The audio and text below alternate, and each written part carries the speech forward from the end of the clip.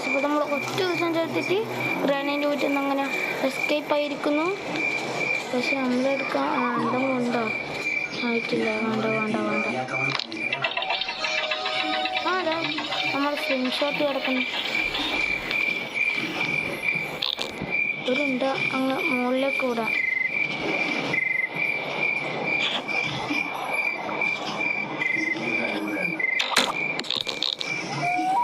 അമ്മച്ചി വരും.